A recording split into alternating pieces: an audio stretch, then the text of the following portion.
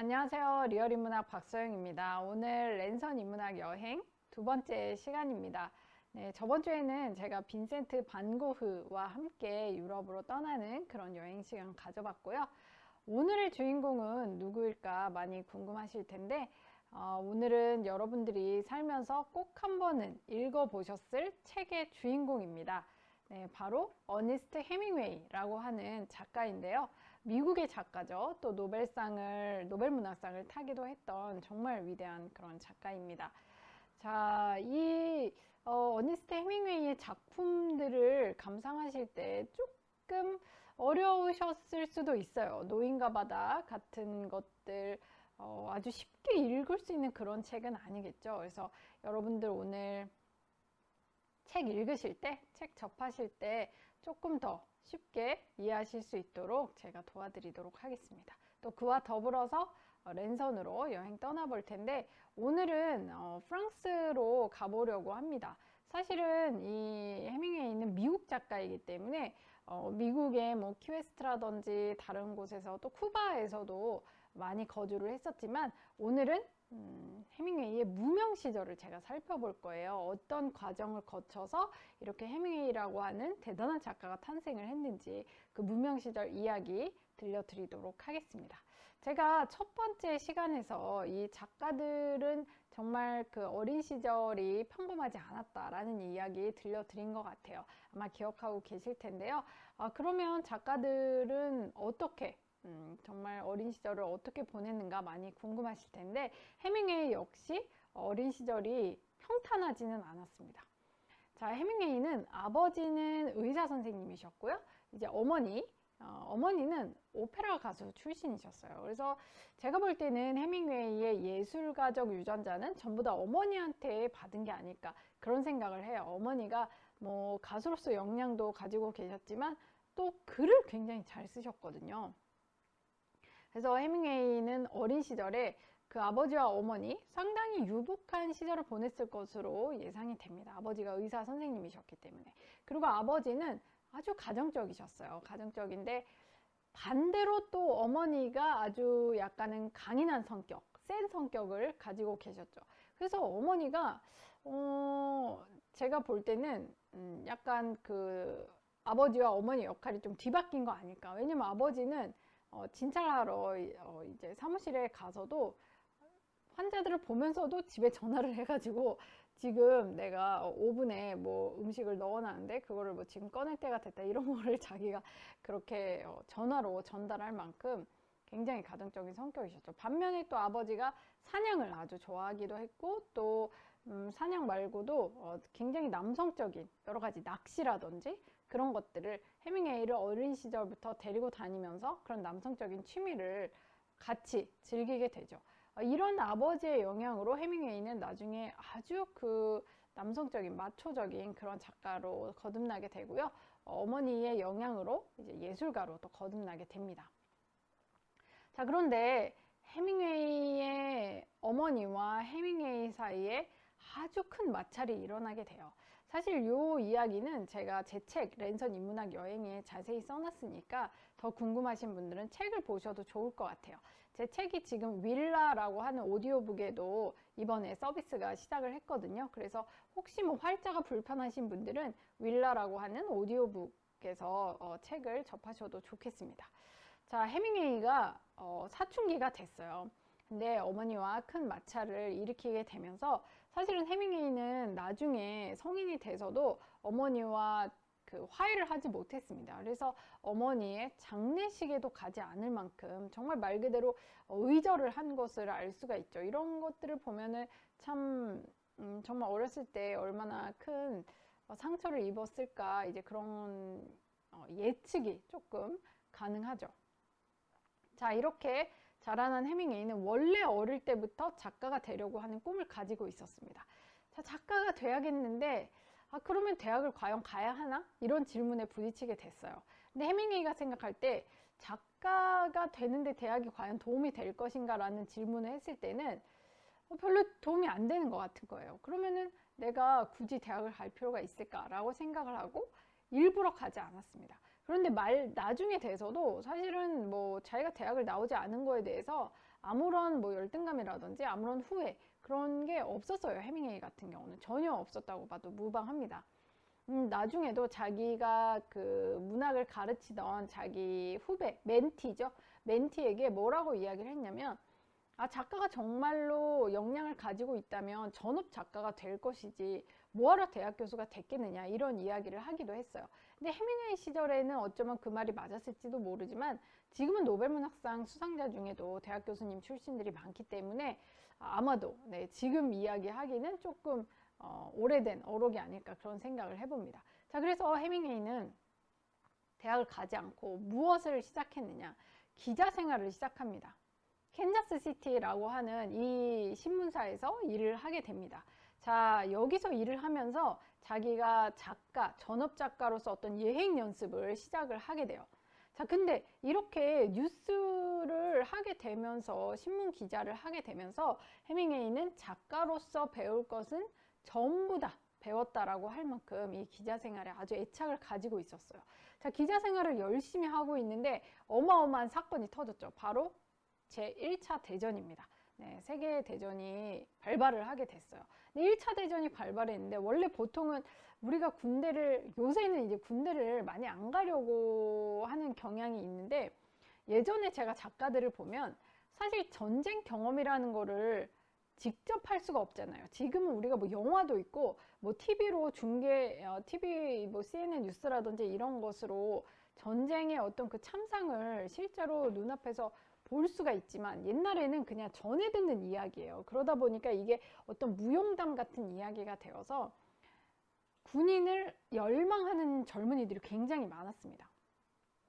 근데 실제 경험해보고 나서는 정말 전쟁에 대해서 막 정말 진저리를 치는 그런 것들을 볼 수 있는데, 해밍웨이 역시 내가 남자가 되고 싶다, 이제 어머니에 대한 반발심으로 자기는 평생 남성다움을 유지하려고 했기 때문에 내가 진짜 남자라면은 나는 군대에 가야 된다, 나는 군인이 돼야 된다 라는 생각을 하게 돼요.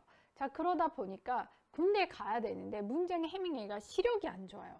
시력이 안 좋아서 처음에는 자기가 자원을 했는데 입대를 하지 못해서 입대 거부당했습니다. 해밍웨이가, 그럼 보통 같으면은 그냥 거부당했으니까 말아야지 이런 생각 하겠지만, 해밍웨이는 그렇지 않아요. 이게 제가 위대한 예술가들 공통점으로 보는 게 뭐냐면 끈기예요. 끈기. 이 끈기를 갖고 있지 않는 사람은 절대로 어느 수준에 도달하지 못하는 게 정말 맞는 세상의 이치인 것 같아요. 그래서 해밍웨이 역시 가만히 있지 않습니다. 자기 주변에 친구를 데려와요. 근데 이 친구가 눈이 한쪽에 없어요. 눈이 한쪽에 없고 지금 한쪽 눈밖에 없는데, 또 그런데도 군인 생활을 했던 친구예요. 그래서 그 친구를 보고, 아니 그러면 저렇게 한쪽을 인공 눈을 하고서도 군대를 가는 사람이 있는데, 난 지금 눈이 두 쪽 다 있는데 시력이 안 좋다는 이유로 어떻게 군대를 안 갈 수가 있느냐 라고 해서 군대를 드디어 가게 됩니다. 가서 세계대전 그 격전지로 가게 돼요. 이탈리아 포살타라고 하는, 이탈리아 북쪽에 있는 곳이에요.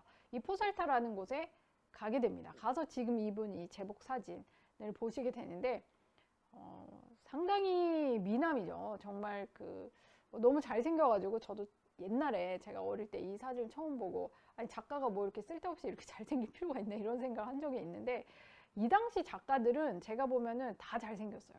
정말 뭐 외모가 별로인 작가를 거의 못 봤어요. 뭐 까미도 그렇고 해밍웨이도 그렇고 대부분의 작가들이 정말 연예인을 해도 될 정도의 외모를 가지고 있는데, 제가 생각해 보면 이때는 그렇게 엔터테인먼트가 발달을 하지 못한 시대이거든요. 정말 연예인이 누구일까, 아이돌이 누구일까를 생각해 봤을 때 이 당시 아이돌은 이런 작가분들도 어느 정도 역할을 하고 있었다고 저는 생각을 해요. 그래서 내가 거울을 봤는데 내가 너무 내 얼굴이 잘생겼다라고 할 때, 지금은 요새 젊은 친구들은 아이돌이 되고 싶다고 생각하겠지만, 이 당시 남자분들은 그러면은 작가가 돼야겠다 이런 생각을 했었던 것 같아요. 자, 해밍웨이가 군대를 갑니다.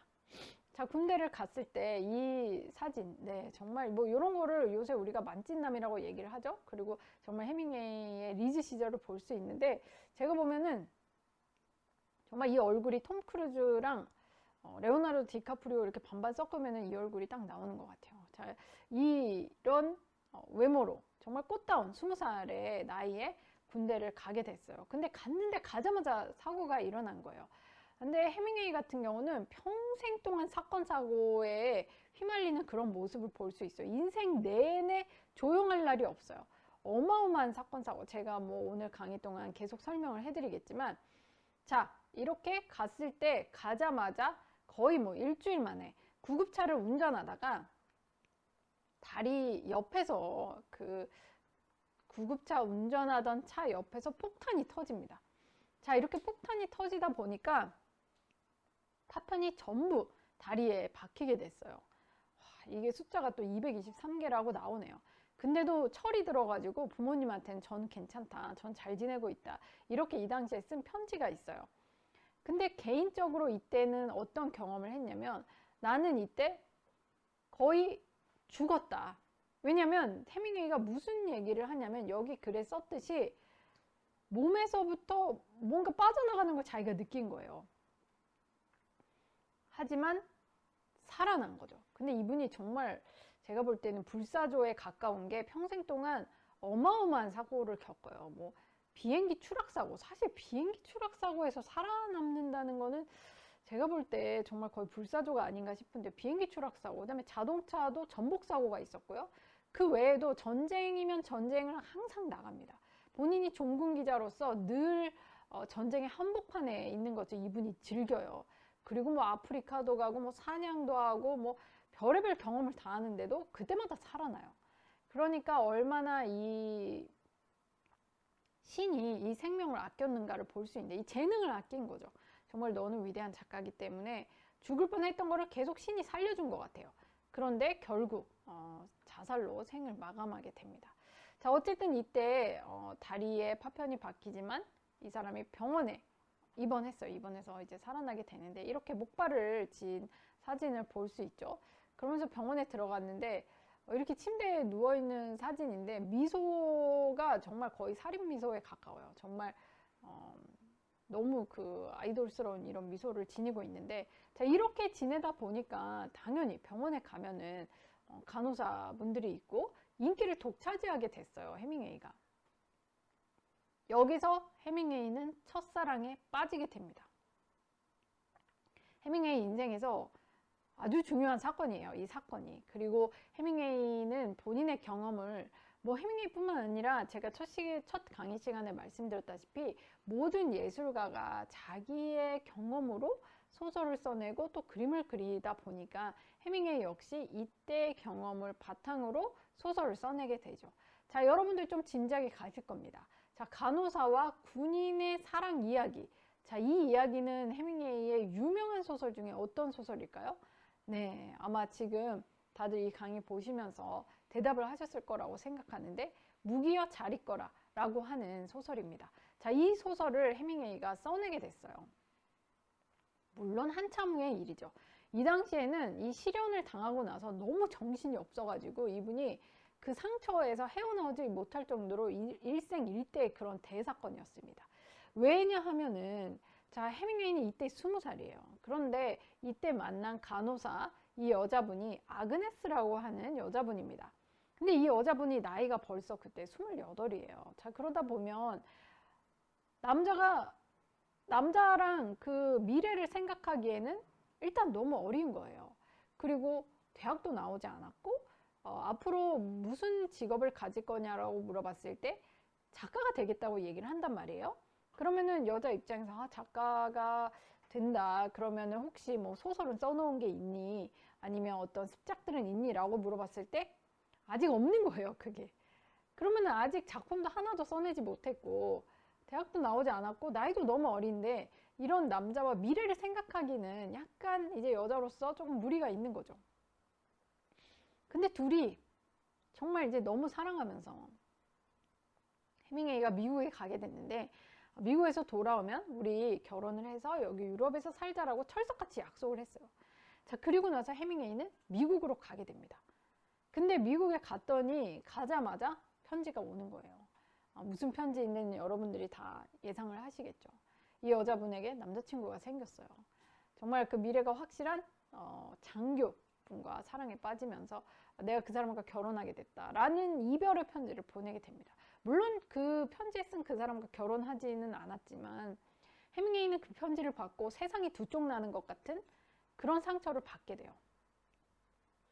근데 남자 예술가의 일생에서 여자 역할이 아주 큰 역할을 합니다. 왜냐하면은 이게 어쩔 수 없는 것이 지금까지 역사 속에서 여자가 사회생활 한 지가 얼마 안 됐기 때문에 지금 뭐 100년, 200년이 채 되지 않았기 때문에 여자가 참정권을 얻고 또 여자가 사회 전면에 나선 것이 얼마 역사가 짧아요. 그러다 보니까 지금 우리가 알고 있는 예술가들, 유명한 예술가들이 남자 비중이 많을 수밖에 없죠. 이제 여류 예술가들은 사실 굉장히 남자에 비해서는 소수인데 제가 여기서 말씀드리는 건 이제 클래식의 반열에 오른 분들을 얘기하는 겁니다. 이제 뭐 현대에 이르러서는 정말 여성분들도 어마어마하게 그 포션을 차지하고 있지만 클래식이 되기 위해서 어떤 고전의 반열에 이르기 위해서는 우리는 시간이 필요해요. 고전이라고 하는 거는 시간을 거슬러서 시간을 이겨낸 그런 작품들을 우리가 고전이라고 부르죠. 뭐 미술도 마찬가지고 이런 문학도 마찬가지입니다. 자, 이렇게 시간을 거스르는 그 어떤 기간이 필요하다고 한다면 아무래도 우리가 클래식이라고 부르는 그 예술가의 반열에 오른 사람들은 이제 남자가 대다수일 텐데 이 남자 예술가들의 인생에서 뮤즈라고 하는 여성분들의 역할이 가장 큰데 이제 솔직히 우리가 태어나자마자 처음 만나는 여성은 어머니입니다. 그래서 예술가의 인생에서 가장 중요한 게 어머니 역할이에요. 근데 이게 뭐 여자 예술가들이라고 다를 바는 없는 것 같아요. 정말 왜냐면 어머니라고 하는 존재는 우리가 태어나자마자 처음 느끼는 사랑입니다. 인간은 사랑으로 살아가는데 태어나서 처음 어떤 그 쏟아지는 햇살같이 사랑을 받게 돼 있어요. 모성애라고 하는 것을 우리는 조건 없이 받게 되는데 여기에서 제대로 뭐 모성애를 받고 제대로 성장을 한다면 또 평범한 사람이 되겠지만 그렇지 못한 경우에 마음에 지옥이 생기게 됩니다. 예술가들은 전부 다 마음속에 지옥이 있는 사람들이에요. 근데 그 지옥을 자기가 다 꺼내서 자기 밖으로 꺼내서 작품으로 보석 같은 작품으로 승화시킨 분들입니다. 자, 이 지옥의 가장 원초적인 원인은 아무래도 가족 그리고 어머니. 왜냐면 조건 없이 사랑을 받아야 되는데 그러지 못했기 때문에. 그래서 어머니에게 그 어떤 어머니의 사랑에 대한 결핍을 가진 사람들이 예술가가 많이 되고 혹은 그 정반대에 있는 과잉, 결핍 혹은 과잉입니다.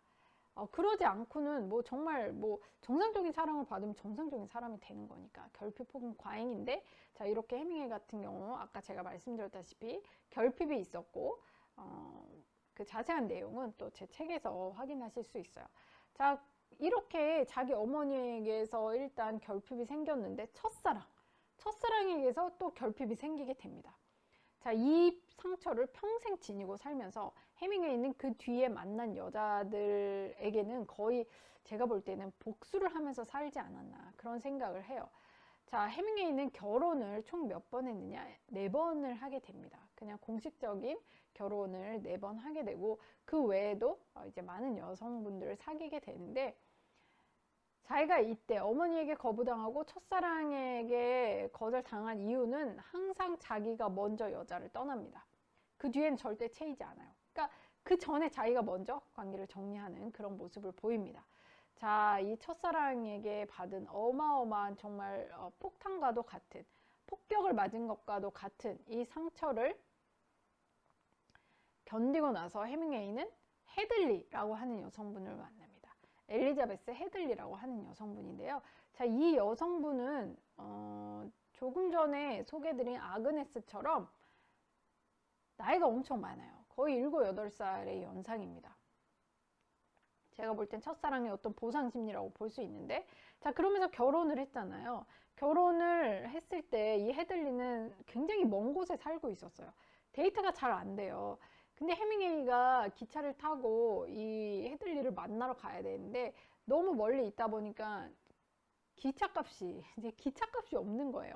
정말 이런 대작가에게도 기차값도 없던 시절이 있다는 게 큰 위안이 되는데 기차값도 없다 보니까 이 여자분이 그 상속을 받은 재산이 있었어요. 부모님이 일찍 돌아가셔가지고 사실 뭐 부모님 중에 자살하신 분도 있었지만, 그래서 그 상속 재산으로 해밍웨이가 또 연애도 하고 결혼도 하게 됩니다. 자, 결혼을 했으니 해밍웨이는 가장이 됐어요.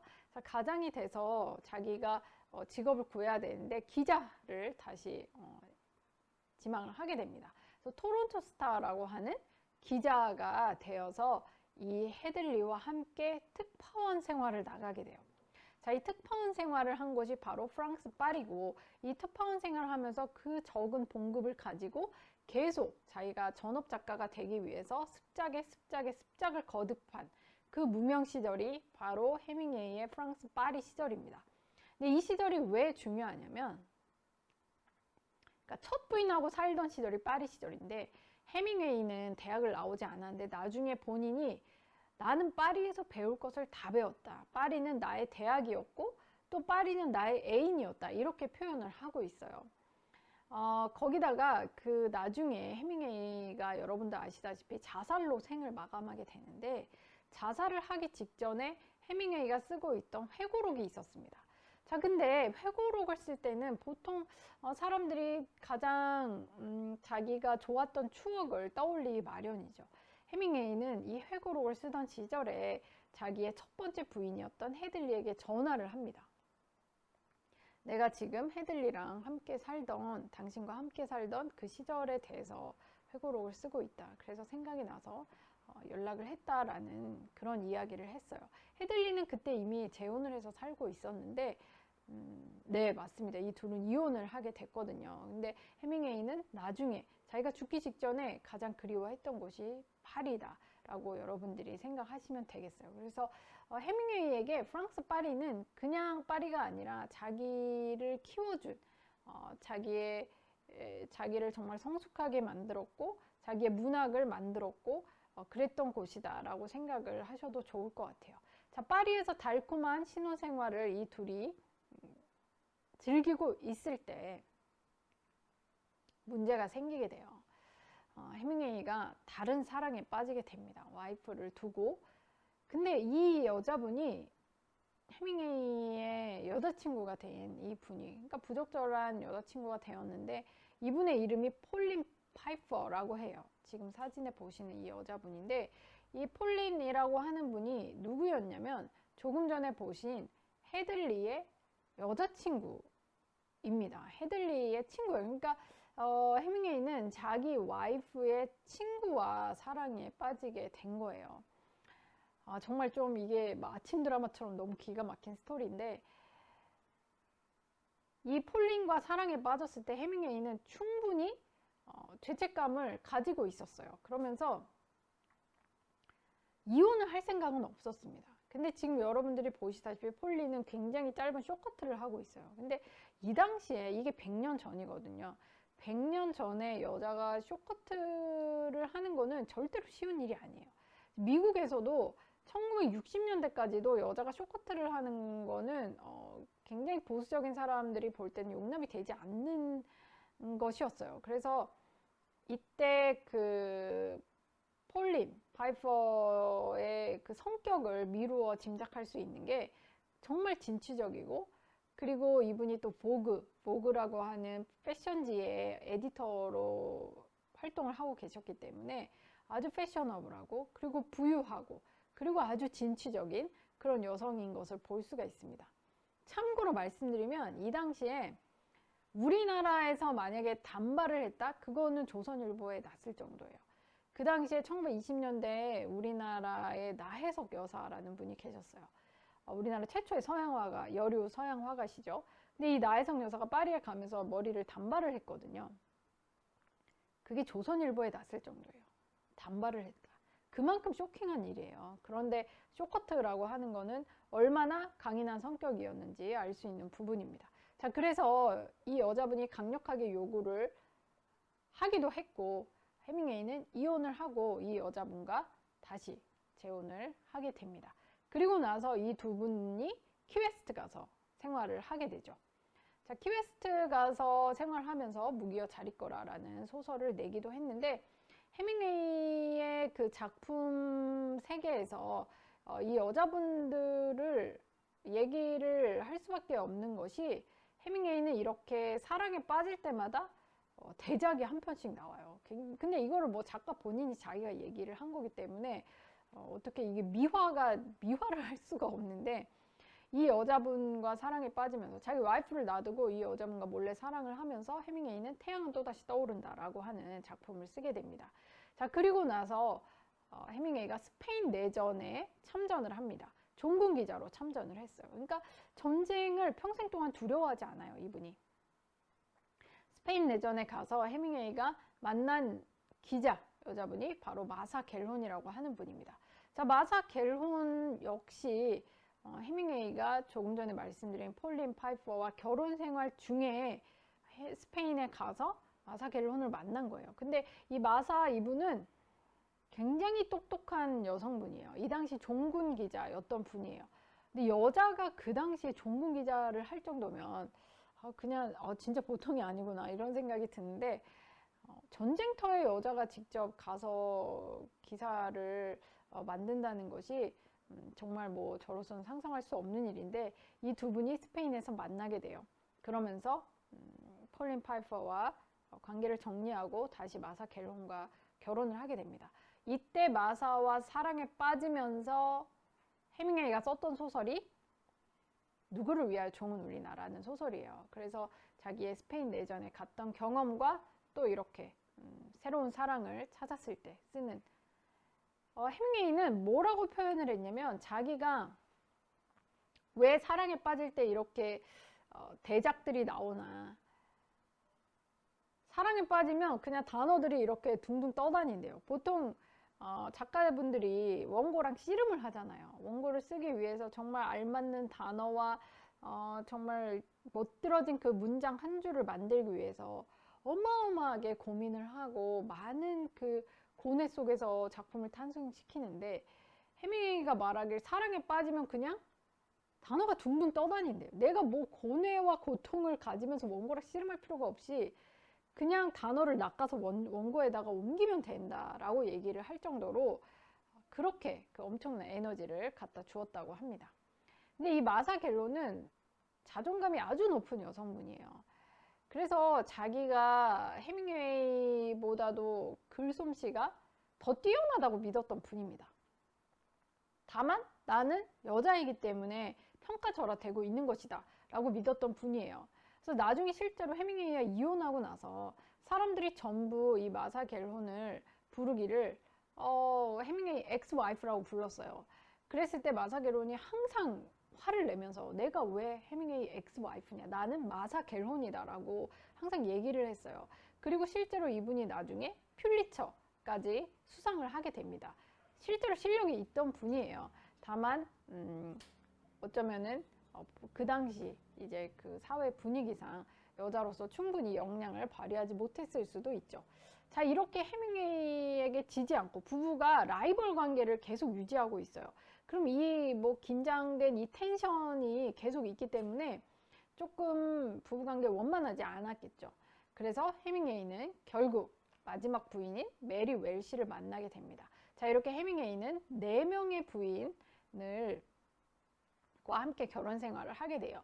메리 웰시와 생활을 할 때 썼던 소설이 노인과 바다라고 하는 노벨 문학상 소설이 되겠습니다.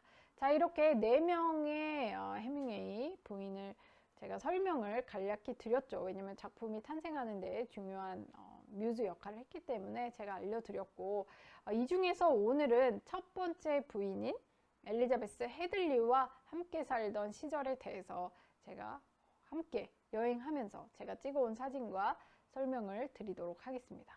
자, 그런데 우리가 그냥 지금 파리를 가볼 것이 아니라 타임머신을 타야 됩니다. 1920년대의 파리를 가야 해요. 그래서 지금 1920년대의 어떤 파리의 모습들 제가 사진으로 가져와 봤는데요.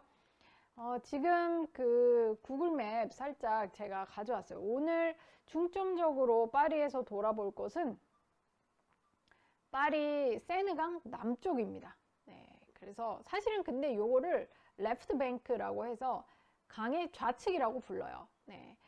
우리는 뭐 강남 강북이라고 하지만 파리는 강의 좌측, 그래서 레프트 뱅크라고 하는데, 요게 생제르맹 지역을 여러분들 아마 파리 가보신 분들이 기억을 하실 것 같아요. 그래서 그 생제르맹 지역을 중심으로 보도록 하겠습니다. 예술이 탄생한 곳이 이제 생제르맹 그리고 몽마르트입니다. 그래서 생제르맹 오늘 함께 볼 텐데, 일단 해밍웨이가 그 토론토 스타라고 하는 그 잡지사에 자기가 그 특파원이 돼가지고 파리에 왔을 때 집을 구하죠. 집을 구한 곳이 바로 여기 생제르맹 근처입니다. 조금 약간 벗어나긴 하지만 걸어가면 금방이에요. 자, 요렇게 그 파란 대문의 집을 보실 수 있어요. 까르디날 르무아라고 하는 르무안 74번지 요 파란 대문 요 집에서 꼭대기층에서 해밍웨이가 살게 됩니다. 자, 파리에 가시면 제가 저번 시간에 영국 그 소개해드리면서 영국에는 그 파란 동그란 딱지 블루 플라크라고 합니다. 이 블루 플라크가 영국에 있다면은 파리에는 뭐 파리라든지 이제 프랑스 전역에 가보시면 유명인들이 있었던 곳은 이렇게 사각형의 상하색 플라크를 해놨어요. 그래서 여기도 프랑스 여기 파리에 해밍웨이가 살았던 곳 역시 플라크로 존재를 하고 있습니다. 여기 꼭대기층에 살았어요. 근데 지금 우리가 꼭대기를 가더라도 엘리베이터가 있고, 오히려 지금은 꼭대기가 뷰가 되게 좋잖아요. 그리고 파리 같은 경우는 도심 중앙은 개발을 하지 않고 이제 고층 건물을 보려면 라드팡스까지 가야 되기 때문에 이 파리 시내에는 굉장히 층이 다 낮죠. 뭐 아무리 높아봤자 뭐 7층 이상은 거의 없다고 보시면 돼요. 그래서 꼭대기층에 가시면 파리가 거의 다 보이는 그런 정말 매력적인 뷰를 볼 수 있어요. 에펠탑 하나가 우뚝 서 있고 나머지 이제 파리 시내가 이렇게 다 보이는 구조로 되어 있는데 그 꼭대기층에 살게 됩니다. 근데 이때는 엘리베이터가 없었기 때문에 꼭대기층이 제일 싼 거예요. 왜냐면 걸어서 올라가야 되기 때문에 가장 저렴한 월세방 이 꼭대기층에 가게 됩니다.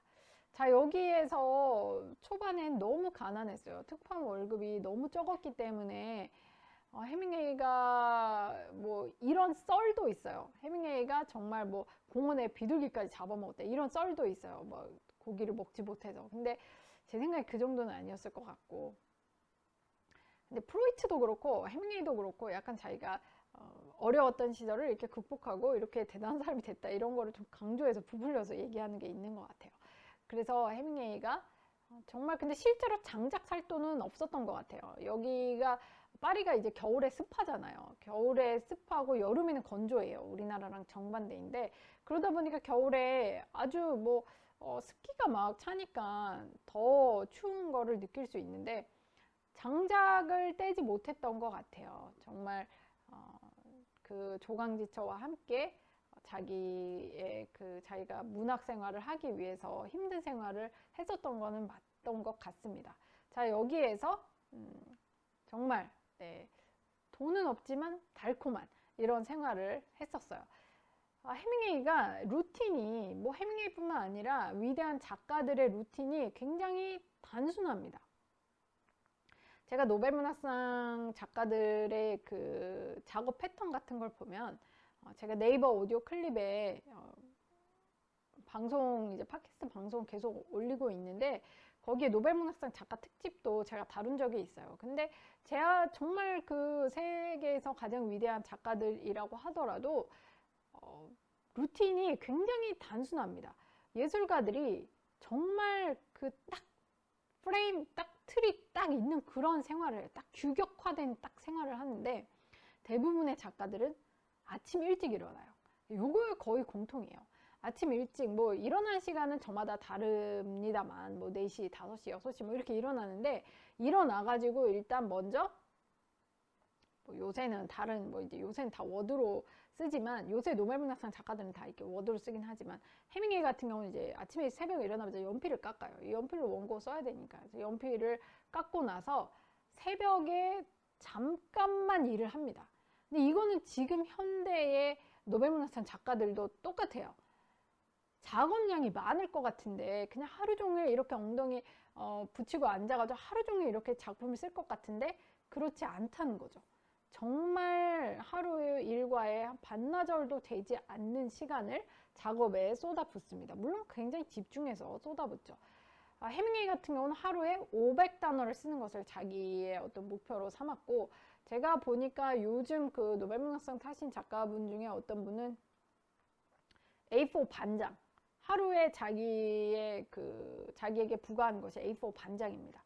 근데 그 A4 반장을 쓰기 위해서 그러니까 얼마나 그 단어와 문장과 얼마나 노력을 해서 쓰시겠어요.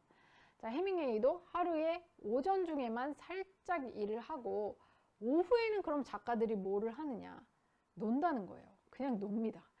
그냥 오전에 했던 것을 깡그리 잊어버리고 오후에 자기의 여유 시간을 보내요. 근데 이게 왜 이렇게 이런 패턴을 가지고 있느냐라고 얘기할 때 해밍웨이는 이렇게 얘기를 했어요. 아침에 일어나면 자기의 어떤 그 영감, 자기가 작품을 쓸 수 있을 만한 에너지, 요런 우물이 생긴대요. 자고 일어나면. 그래서 그 우물을 길러가지고, 해밍웨이는 그걸 주스라고 표현하긴 했는데, 이제 또 무라카미 하루키는 우물이라고 표현했는데, 자, 그러니까 자작자작 물이 고여 있는 거죠. 자기가 퍼다 쓸 단어라든지 문장이라든지 스토리라든지 요런 우물이 자작자작 배어 있으면 그걸 이제 길어다가 쓰는 거예요. 아침 낮을. 그러면은 그 우물이 텅 비어. 그게 그냥 다 길었으면 이제 주스가 다 말라버려요. 그러니까 그 이후에는 그냥 그건 깡그리 있고 놀고, 그리고 다음날 아침에 일어나면 다시 또 그 주스가 채워져 있는 거죠. 이런 식으로 계속 반복을 하는 거예요. 그 주스가 다 말라버릴 때까지 쓰면 안 된다라고 하는 게 해밍웨이 지론이었어요. 그렇기 때문에 이야기를 어느 선에서, 하루에 글을 쓸 때 어느 선에서 멈춰야지, 그거를 계속 그냥 그 주스가 말라버릴 때까지 다 퍼졌으면 절대로 안 된다라고 얘기를 했습니다. 자, 그러면 해밍웨이는 어딜 가서 어떻게 놀았느냐, 이게 이제 좀 궁금한 이야기인데, 어딜 가서 어떻게 지내고 어떻게 놀았느냐, 지금 보시는 이게 렉상브르 공원이에요. 아까 제가 보여드린 그 지도에 살짝 이 초록 부분으로 있었는데, 파리지엔들이 좋아하는 공원입니다. 자, 이 렉상브르 공원을 해밍웨이는 산책을 가요. 근데 산책이라고 하는 거는 예술가들이 정말 다 공통적으로 좋아했던 어떤 루틴인 것 같아요. 그래서 제가 그 작가들의 인생을 이렇게 공부를 하다 보면 전부 다 아침엔 글을 쓰고 오후엔 산책을 하는 이런 것을 볼 수 있습니다. 산책을 하면서 계속 자기의 그 에너지를 채워가는데, 자, 이 룩셈부르크는 굉장히 평화로우면서, 또 사실 그 프랑스 파리에 가면은 소매치기가 너무 많아가지고 스트레스 많이 받는데, 이제 띨르리 같은 데 가면은, 띨르리 공원 같은 데 정말 소매치기가 많은데 룩셈부르크는 조금 덜해요. 그래도 확실히 덜합니다. 그래서 제가 많이 추천드리는 그런 공원이죠. 저 멀리에 몽파르나스 타워도 보이고 있네요. 여기에 룩셈부르크 궁전이 있었어요. 그 당시에.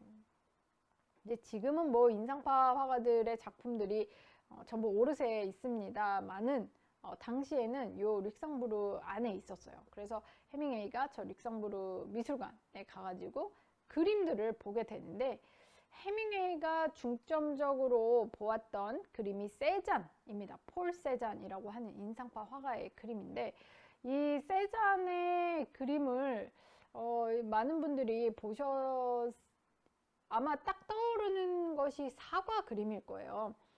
세잔이 사과로 유명한데, 그 세잔의 그림을 보시면, 제가 오늘은 세잔 그림을 가져오지 않았지만 혹시 여러분들이 검색을 해서 세잔 그림을 보시면 구도가 약간 불편한 걸 느끼실 거예요. 왜냐면 세잔이 그 정물화를 그릴 때 이렇게 탁자가 이렇게 있으면 탁자 위에 접시가 뭐 2접시가 예를 들어서 있다라고 하면, 탁자가 이렇게 있는데 당연히 접시도 이렇게 놓여야지 정상이잖아요.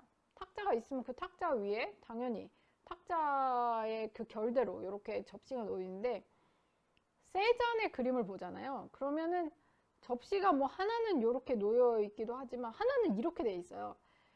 그러면 평평한 탁자에 접시가 이렇게 있는데 한 접시는 왜 이렇게 돼 있냐는 거죠. 구도가 상당히 여러분들이 생각하시는 어떤 논리적인 구도는 아닙니다. 세잔의 구도가. 그래서 해밍웨이도 이걸 보고 많이 고민을 한 거죠. 이거를 왜 이렇게 표현을 했을까? 세잔이 이제 원근법과 구도를 거의 다 파괴를 하면서 보이는 대로 그린 거예요. 보이는 대로. 예를 들어 여러분들이 지금 저를 이렇게 정면으로 보고 계시지만 만약에 다른 카메라로 저를 볼 때는 저의 다른 면이 보일 거예요. 뭐 예를 들어서 카메라가 저쪽에 있다면 저의 이쪽 면이 보이겠죠. 자, 그러면 그걸 보는 그 관점에 따라서 저는 다른 사람으로 보이겠죠. 정면에서 보면 제 이 모습이 보이겠지만 또 측면에서 보면 저의 이런 모습이 보이듯이 세자는 그 보이는 대로 그 관점이 다른 것을 그 평면 화면에 전부 다 녹여낸 그런 화가가 되는 거예요. 그래서 사실 피카소도 세잔을 보고 정말 그림의 아버지다 이렇게 얘기를 했는데, 해밍웨이 역시 그걸 보고 그림뿐만 아니라 소설도 이렇게 관점을 다르게 해서 표현을 하면 좋겠다.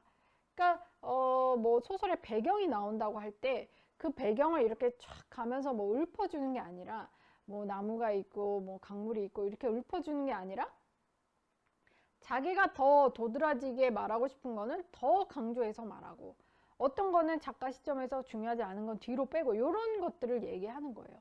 자, 이런 것을 보고 해밍웨이는 내가 반드시 20세기 최고의 혁신적인 문체를 만들겠다라고 결심을 하게 됩니다. 그리고 그 결심은 실제로 이루어졌죠. 자, 그러면은 해밍웨이가 생각을 했던 결정적인 문체라고 하는 것은 무엇일까? 해밍웨이의 문체는 빙산 문체라고 일컬어집니다. 빙산. 여러분들 이제 빙산의 일각이라는 표현을 많이 들어보셨을 거예요. 자, 근데 빙산의 일각이라고 하는 거는 그러면 뭐냐? 빙산의 일각처럼 작가는 그 수면 위로 드러난 작은 부분만을 말하지만, 독자가 그걸 읽었을 때는 수면 밑에 감춰진 거대한 빙산까지도 캐치할 수 있게 되는, 정말 이건 뭐 설명만 들어도 너무 이런 게 가능해? 뭐 이건 너무 혁신적인 거 아니야? 이런 생각을 하실 텐데, 그 문체를 개발한 사람이 바로 해밍웨이가 되겠습니다. 자, 그래서 여러분들 이 해밍웨이 빙산 문체가 가장 빛을 발하는 것은 바로 해밍웨이 노벨문학상 작품인 노인과 바다예요. 근데 원래 이 노벨문학상이라고 하는 거는 작가에게 수여를 하는 상입니다. 작품에 수여를 하는 게 아니에요. 그래서 노벨문학상을 뭐 2번, 3번 탄 사람은 없어요. 이제 한 사람이 노벨상을 여러 개 타긴 하지만 그건 다른 분야에서, 뭐 예를 들어 퀴리 부인 같은 경우는 다른 분야에서 노벨상을 탄 거지, 한 분야는 한 명에게 수여가 되는 거 보통 그렇게 되고 있거든요. 근데 해밍웨이 같은 경우는 그 스톡홀름의 노벨 뮤지엄에 가보면 그 노벨상을 왜 수여했다라고 하는 그 스웨덴의 할리먼의 입장이 이렇게 나와 있어요. 근데 해밍웨이 같은 경우는 노벨문학상을 그 노인과 바다로서 문체의 스타일, 정말 해밍웨이는 문체의 스타일리스트다 라고 표현을 했어요. 정말 너무 멋진 별명인 것 같아요. 문체 스타일리스트. 이 문체로서 장인의 레벨에 오른 사람이, 문체 장인이 바로 해밍웨이다 라고 생각하시면 되겠어요. 그리고 그 문체는 바로 빙산 문체인데, 자, 그럼 제가 빙산 문체 하나 예를 들어드리도록 하겠습니다. 노인과 바다 첫 문장. 노인과 바다로 노벨상을 탔으니까 노인과 바다를 예를 들어드릴 텐데, 첫 문장을 보시면 굉장히 뭐 노인과 바다가 이제 다 굉장히 건조해요. 건조하고 문체 자체가 뭐 그냥 초등학생 일기처럼, 원래 해밍웨이 문체가 주어와 동사밖에 없어요. 뭐 불필요한 거를 싹 뺐어요. 근데 군더더기가 일절 없고 그냥 주어 동사 땡입니다. 어떻게 보면은 초등학생 일기 아니야 이거, 어떻게 주어랑 동사밖에 없어, 그런 생각 하시겠지만 그 밑에 정말 엄청난 빙산이 숨어 있는 거예요. 노인과 바다 첫 문장이 이렇게 시작하죠. 노인이 멕시코만에서 평생 동안 고기잡이, 낚시를 해온 사람이었는데 지금 84일 동안 고기를 한 마리도 낚지 못했다. 정말 너무 건조하고 뭐 아무 미사여구라든지 뭐 뭔가 조미료 같은 게 일절 없는 그런 문장이에요. 너무 담백하다 못해서 막 쓰지 않나 이런 생각을 할 정도인데, 자, 그럼 그럼 이게 빙산의 일각이라는 거예요. 노인이 평생 낚시하던 사람인데 84일 동안 한 마리도 낚지 못했다. 그럼 해밍웨이가 숨겨놓은 그 아래, 수면 아래 빙산은 과연 뭘까요? 노인이 평생 낚시를 했으면 이 사람은 낚시 달인이네. 눈 감고도 낚시를 하겠네. 낚시 장인이네. 이런 것들을 우리가 유추를 해볼 수 있죠.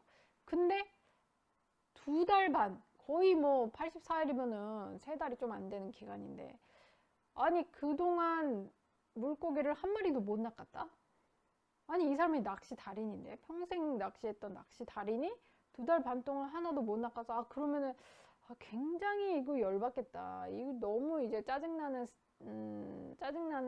시간이겠다.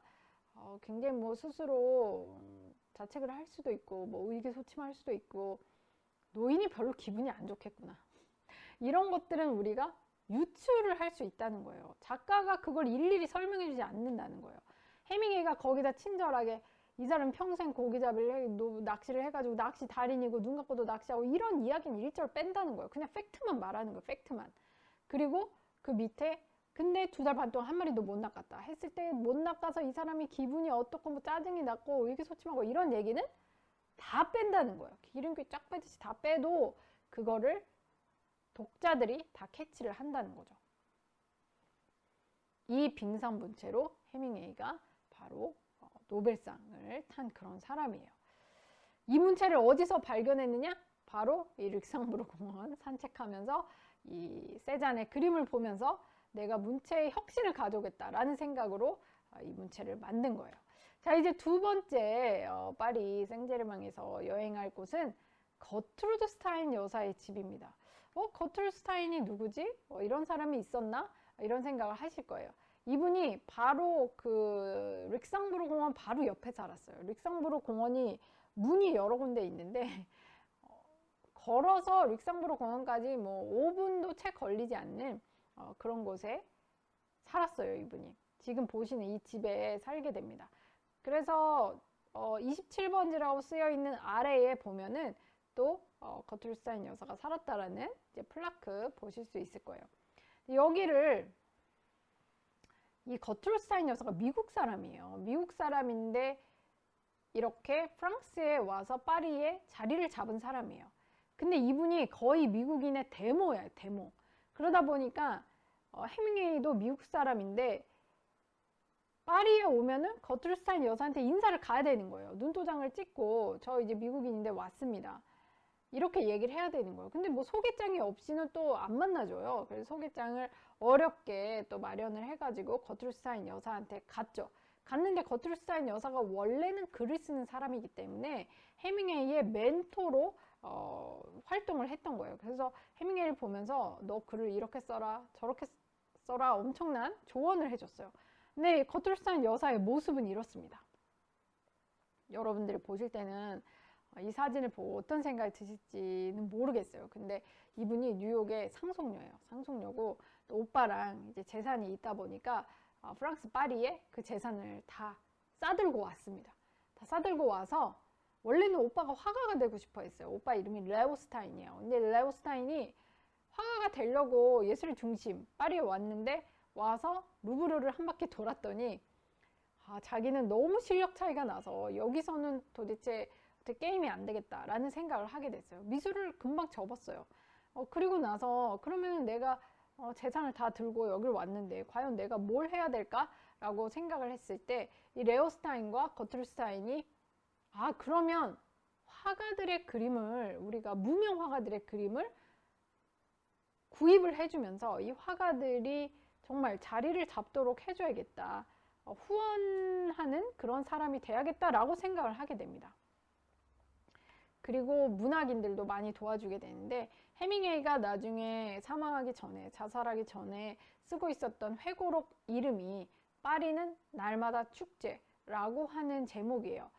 이게 사실은 영어 제목은 Movable Feast라고 합니다. 그래서 축제는 축제인데 이 축제가 막 자기가 막 움직이는 그런 축제예요. 자기가 막 살아서 움직이는 그런 축제라고 얘기를 한 건데 그게 무슨 뜻이냐면 파리가 축제다. 근데 파리 자체가 정말 생동하고 정말 항상 살아 움직이는 축제다라고 표현을 한 거예요. 그러니까 정말 시적인 표현이죠. 파리 시절을 자기의 파리 시절을 정말 늘 살아 움직이는 축제 같았다라고 표현을 하면서 Movable Feast라고 제목을 지었어요. 근데 거기 그 책에 보면은 이 거트루드 스타인 여사에 대해서 해밍웨이가 얘기한 것이 나와 있어요. 뭐라고 표현했냐면 마치 뭐 시골 여인네 같다, 독일 유대인 같다, 이렇게 표현을 했습니다. 자, 이런 사람이지만 정말 예술가들의 후원인으로서 큰 역할을 한 것이 지금 보시다시피 거트루스타인 여사의 집안 모습이에요. 근데 이 집안 모습에서 어마어마한 그림들이 아주 많이 있는 것을 볼 수 있죠. 마치 갤러리처럼 보이기도 합니다. 자, 거기에 걸려있던 그림 중에 하나가 지금 보시는 세잔의 그림이에요. 자, 이 세잔이 자기 와이프였던 와이프를 이렇게 그린 작품, 이 작품 역시 거트루스타인 여사가 수집을 했던 작품이고, 이 다음 작품은 마티스입니다. 마티스가 자기 와이프를 그린 거예요. 근데 뭐 옛날에는 화가들이 모델 살 돈이 많지 않았기 때문에 자기 주변인을 많이 그렸으니까, 이때 마티스도 너무 경제적으로 힘들다 보니까 자기 와이프를 모델로 그렸어요. 자, 그렸는데 제가 그 저번 방고 시간에도 설명드렸다시피 이 당시는 아직까지는 그림을 그린다라고 했을 때는 정말 뭐 르네상스 시대나 그 이후처럼 인물을 표현할 때 사실적으로 표현을 했어야 됐습니다. 사실적으로 표현하면서 또 어떤 여신 같은 분위기, 그런 그림을 그려야 살롱전에서 입상을 할 수 있었어요. 자, 그런데 이 마티스가 이 그림을 그리고 나서 평론가들한테 엄청나게 두들겨 맞은 거예요. 저것도 그림이라고 그렸냐라고 하면서 이게 도대체 무슨 그림이냐라고 이제 욕을 먹다 보니까 마티스가 상당히 우울하고 자기 스스로도 의심이 많이 드는 그런 상황이 있었어요. 그런데 이 거트루스타인 남매가 이 그림을 보고 구입을 결정한 겁니다. 이 그림 작품이 얼마였냐면 500프랑이었어요. 500프랑. 원래 마티스가 책정한 그림값이 500프랑인데 거트루스타인 여사 그 남매가 이걸 보고 좀 깎아서 사고 싶다, 이런 얘기를 했던 거예요. 그러니까 앞서가는 그림이다라는 안목이 있었던 것 같아요. 그 당시 대중들에게는 외면을 받았지만. 근데 마티스랑 마티스 부인이 이거를 안 깎아줬어요. 왜냐면은 어차피 살려고 마음을 먹었다면은 제값을 주고 살 것 같다, 조금만 더 기다려보자 라고 얘기를 했습니다. 그래서 결국에 스타인 남매가 이 그림을 정가를 주고 사게 돼요. 그러니까 마티스가 너무 기쁜 거예요. 사실 마티스는 이때 자기 딸이 뭐 감기 걸리고 아파도 코트도 사줄 수 없는 그런 상황이었어요. 그런데 이렇게 그림을 제값을 주고 정말 혹평을 받은 이 그림을 제값 주고 사는 거 너무 감동을 해서 그 뒤로 스타인 여사와 우정을 이어가게 됩니다. 근데 스타인 여사가 이렇게 마티스 그림을 사주면서 마티스는 나중에 엄청난 거장으로 성장을 하게 되는 그런 스토리죠. 뭐 마티스나 세잔 이외에도 이렇게 거트루스타인 여사 집에는 어마어마한 그림들이 소장이 되어 있었습니다. 정말 뭐 전시회를 방불케 하는 그런 그림을 소장하고 있었는데, 그 중에 가장 정말 그 중에 원픽이라고도 할 수 있는 그림이 제 기준입니다. 뭐 원픽이라고 하는 건 제 기준이지만 그림이 바로 이 그림인데, 이 그림을 과연 누가 그린 것일까요? 이 그림 혹시 추측이 가능하실까요? 거트루스타인 여사의 초상화입니다. 자, 거트루스타인 여사가 있고 바로 옆에 방금 전에 보신 그림이 자리를 하고 있는데, 이 그림을 과연 누가 그려 주었는가? 바로 20세기 최고의 미술가 파블로 피카소입니다. 피카소가 이 거트루스타인 여사의 초상화를 그려주게 된 스토리는 어떻게 된 것일까? 그 얘기를 제가 살짝 해드리려고 합니다. 이제 자세한 얘기는 제 책에 있지만, 여기 몽마르트, 이제 그 파블로 피카소는 스페인 사람입니다. 스페인 사람으로서 말라가에서 태어나서 뭐 마드리드 왕립학교를 다니다가 또 바르셀로나에서도 생활을 했었죠.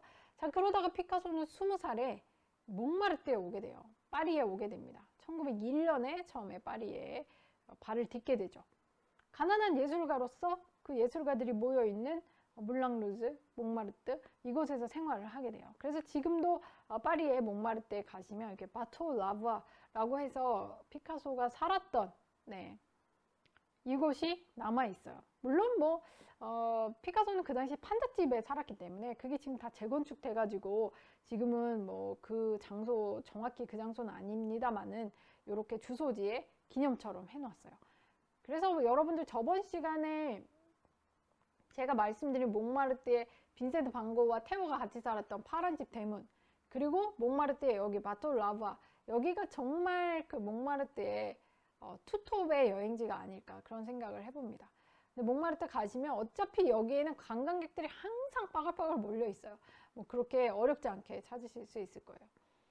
자, 그 뒤에 이 피카소는 여기 왔을 때 친구와 함께 하게 되는데 그 친구가 바로 까사에마스라고 하는 친구입니다. 자, 이 친구와 함께 생활을 하던 중에 까사에마스는 자살을 하게 돼요. 자, 이렇게 관자놀이에 총상이 있는 것이 보이실 겁니다. 자, 피카소는 이 친구의 죽음을 겪으면서 끝없는 우울의 시간을 가지게 돼요. 그래서 피카소가 이때 그렸던 그림들은 전부 다 파란색입니다. 정말 마치 뭐 시체 색깔을 보듯이 그냥 핏기나 온기라고는 따스함이라고는 전혀 느낄 수 없는 아주 시퍼런 색깔을 쓴 그림을 계속 그리게 돼요. 이 시대를 블루 피어리어드라고 얘기를 합니다. 피카소가 정말 뭐 힘들고 친구를 잃고 우울했던 그런 시절이죠. 근데 이렇게 지내던 이 피카소, 지금 보시는 이 작품이 라비라고 하는 작품이에요.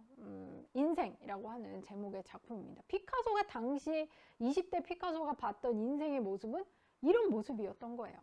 그래서 이런 청색 시대를 지나서 피카소는 여인을 만나면서 조금씩 온기를 찾게 되는데, 자, 페르난도 올리비에라고 하는 여성분을 만나게 되고요. 그러면서 그림에 살짝 붉은 기운이 돌기 시작합니다.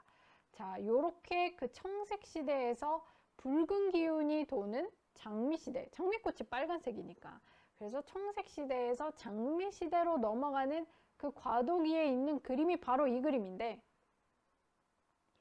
이 그림은 거툴스타인 여사가 산 거예요. 완전 무명의 피카소, 아무것도 모르고 하나도 유명하지 않는 피카소. 그냥 그 당시에 그림이 너무 안 팔리니까, 근데 너무 추운데 장작을 뭐 뗄 돈도, 장작 살 돈도 없어서 난로는 피워야 되고 장작은 못 사겠고, 그 당시 피카소가 그렸던 그림을 거의 다 장작대인데 쓸 정도로 그렇게 가난하던 이 피카소의 그림을 거툴 여사가 사주게 된 겁니다. 그래서 이 그림을 사주면서 피카소와의 우정이 시작되게 되는데, 이 그림이 2018년에 경매에 나왔어요. 경매에 나와가지고 낙찰이 됐는데, 얼마에 낙찰이 되었는가? 거의 뭐 환율 따라 조금 다르지만 이제 수수료 포함해서 거의 1,500억에 낙찰이 되었습니다. 근데 이 그림을 정말 푼돈을 주고, 정말 피카소 무명에 얼마 되지 않는 돈을 주고 산 거트루스타인 여사의 안목이 정말 너무 대단한 것 같아요. 왜냐면 지금 이 그림의 주인공의 얼굴을 보시면 사실 그렇게 호감이 가지는 않거든요. 그림이라고 하는 거는 보통 인테리어 기능을 많이 하기 때문에 내가 두고 보면서 즐기고 나에게 뭔가 좋은 기운을 주기를 바라면서 미술품을 구입하거든요. 구입하시는 분들께서. 이 그림은 약간 기괴한 무드의 이런 여자아이의 그 표정을 보면은 집에 그렇게 저 같으면 집에 막 그렇게 막 적극적으로 걸어두고 싶은 그림은 아닌데, 이런 그림을 알아본 거트루스타인 여사 정말 대단하다는 생각이 드네요. 자, 그래서 거트루스타인 여사가 지금 보이시죠? 이제 강아지를 쓰다듬고 있는 거트루스타인 여사, 앉아있는 거트루스타인 여사가 보이고, 거트루스타인 여사에게 이렇게 손을 얹고 있는, 어깨에 손을 얹고 있는 피카소의 모습도 보시고 계십니다. 자, 이렇게 우정을 지속을 했고, 무려 피카소가 초상화를 그려주신 분이 바로 거트루스타인 여사다라는 점 알려드립니다. 근데 이 거트루스타인 여사가 피카소뿐만 아니라 당시에 뭐 마티스라든지 세잔이라든지 그리고 헤밍웨이, 그리고 조금 있다가 또 설명드릴 헤밍웨이의 완전 절친 스캇 피츠제럴드. 스캇 피츠제럴드는 위대한 개츠비라는 소설로 여러분들 많이 아실 거예요. 스캇 피츠제럴드, 뭐 T.S. 엘리어트, 뭐 장 콕토, 뭐 이런 그리고 미국의 사진작가 만 레이, 뭐 이런 사람들의 멘토로서 역할을 하셨던 그런 분이에요. 사실은 이 헤밍웨이의 소설과 피츠제럴드 소설, 뭐 그러니까 무기여 잘 있거라, 혹은 뭐 위대한 개츠비, 요런 1920년대의 어떤 소설들을 뭐라고 부르냐면 잃어버린 세대라고 부릅니다. 잃어버린 세대. 잃어버린 세대라고 하는 이 별명을 근데 누가 지었냐? 이건 역시 거툴스타인 여사가 짓게 되는데, 왜냐면 왜 잃어버린 세대라고 했냐면 이 세대는 1차 대전을 겪은 세대예요. 자기네가 막 사회생활을 시작할 무렵에 1차 대전이 발발하면서 죄 없는 사람들이 정말 속절없이 사망하는 그런 것들을 겪은 세대입니다. 정말 허무한 것도 그렇게 허무할 수가 없겠죠. 아주 착하게 살고 열심히 살고 꿈이 있던 나의 친구가 전쟁에 나가서 전사를 했다. 그렇다면 과연 이렇게 총 앞에 허무하게 쓰러지는 인간, 꿈은 있어서 뭐하고 열심히 살아서 뭐하나, 이런 어떤 자족 그리고 허무, 이런 허탈함이 전부 이 세대를 감싸 안고 있었어요. 그래서 이 세대는 꿈도 없고 어떤 정말 악착 같은 이런 게 없는 세대, 그래서 잃어버린 세대라고 표현을 하게 됩니다. 세계대전 후에 나온 문학 작품을 잃어버린 세대 문학이라고 얘기를 하기도 하죠. 자, 이렇게 헤밍웨이는 자기 집에서 오전에는 원고를 쓰고 오후에는 릭상브로 공원을 산책하면서 또 거툴스타인 여사의 집에 들르면서 어디를 가게 되느냐. 거툴스타인 여사가 조언을 해줘요. 너는 지금 너가 작가가 되고 싶다면서 어떻게 특파원 생활, 토론토 스타의 특파원 생활을 하면서 작가가 되길 원하겠니? 너는 전업 작가가 돼야 된다. 지금 투잡을 해서는 될 일이 아니다. 라고 하면서 기자 생활을 그만두라고 조언을 해요. 근데 헤밍웨이가 그 조언을 듣습니다. 들으면서 미국에 가서 사표를 내고 와요. 사표를 내고 정말 백수가 돼가지고 말 그대로 전업 작가가 돼서 다시 파리로 옵니다. 파리에 와서는 이 노트르담 데샹이라고 하는 요 거리에 집을 얻어서 살게 되는데, 지금은 여기가 2차 대전 후에 전부 재건축이 된 곳이어서 지금은 그 모습을 볼 수가 없는데, 거툴스타인 여사와 약간의 텐션이 생긴 게 뭐냐면 약간 사이가 안 좋아진 게, 거툴스타인 여사에게 조언을 들어요. 근데 이 스타인 여사가 조언을 하는데, 그래 너가 원래는 이제 문학하시던 분이니까 스타인 여사가 헤밍웨이 작품을 읽고 얘기를 해줍니다. 근데 이런 장면은 우디 앨런 영화 미드나잇 인 파리스라고 하는 그 영화에도 되게 잘 나와 있어요. 그래서 헤밍웨이가 쓴 초고를 가지고 스타인 여사한테 가면 스타인 여사가 읽어보고 이제 평가를 해주고 이러는데, 여기에 너무 상처받을 이야기를 한 거예요. 그래 너 이제 작품 잘 썼어. 근데 내가 보면은 전시할 수 없는 글이다 라고 이야기를 합니다. 그림에 비유를 한 건데, 그림을 열심히 그리고 그림을 너무 잘 그렸는데 그림을 전시하기는 모자라. 전시를 못하면 어떻게 돼요? 판매를 못해요. 그림은 전시를 못하는데 판매가 어떻게 되겠어요? 마찬가지로 이 글 역시 네가 글을 못 쓴 거는 아닌데 이 글은 판매할 수 없는 글이다 라는 이야기를 한 겁니다. 정말 헤밍웨이는 저 같으면 진짜 너무 상처받았을 것 같아요. 헤밍웨이 매일매일 그렇게 습작을 하고 있는데 이런 얘기를 듣게 된 거죠. 근데 이런다고 뭐 그만뒀으면 헤밍웨이가 될 수 없었겠죠. 헤밍웨이는 계속해서 글을 써 나가는데 늘상 들렸던 곳이 어디냐? 바로 이곳입니다. 지금 보고 계시는 장면이 바로 서점의 장면인데, 셰익스피어 컴퍼니라고 하는 서점이에요. 파리에서 아주 유명한 관광지죠. 예전에는 지금 있던 위치와는 조금 다른 곳에 있어서 오데온 거리에 있어가지고 약간 다른데, 지금 보시는 장면에 이 서점의 주인이었던 실비아 비치하고 그리고 제임스 조이스 사진을 보고 계세요. 여기는 셰익스피어 컴퍼니 그 서점 앞에서 지금 해밍웨이 모습을 보고 계신 겁니다. 실비아 비치가 정말 그 사람이 좋게 생겼어요. 너무 그 인상 좋은 그런 여자 얼굴을 하고 있는데, 해밍웨이를 물심양면으로 도와줍니다. 당시에 뭐 우편이라고 하는 거는 대신 받아주는 곳이 있었는데, 이 셰익스피어 컴퍼니에서 해밍웨이 우편물을 대신 받아줘요. 근데 해밍웨이가 작품을 쓰면 출판사로 일단 보내거든요. 이런 작품을 썼으니 이제 책을 내달라고 출판사에 보내는데, 계속 되돌아오는 거예요. 그 작품들이. 얼마나 속이 쓰렸겠습니까? 그 되돌아온 작품을 또 셰익스피어 컴퍼니에서 그 우편 봉투를 받으면서 이제 실망에 차고 시리에 차면 이 실비아 비치가 막 또 위로를 해주고 위안을 해주고, 이런 것들이 그 파리 날마다 축제라는 회고록에 나와 있어요. 자, 이렇게 그 실망을 거듭하던 해밍웨이에게 꿈 그리고 위로를 주었던 곳이 바로 이 셰익스피어 컴퍼니인데, 지금은 위치가 노틀담 성당 바로 옆에 있어요. 그래서 여러분들이 노틀담 성당 가시는 길에 보실 수 있는데 아주 유명한 관광지가 되어 있죠. 네. 자, 이곳에 보면은 정말 이 서점 자체가 잃어버린 세대라고 하는 문학가들을 배출을 해냈기 때문에 해밍웨이 작품 그리고 또 스캇 피츠제럴드 작품 보실 수 있습니다. 그래서 저도 이렇게 해밍웨이 작품을 여기서 구입을 했는데, 책값은 상당히 비싼 편이에요. 그래서 책을 뭐 사라고 제가 추천을 드리지는 못할 것 같은 게, 책에 이렇게 도장을 찍어줘요. 도장을 찍어주니까 제가 볼 땐 도장값인 것 같아요. 그런 생각을 해봅니다.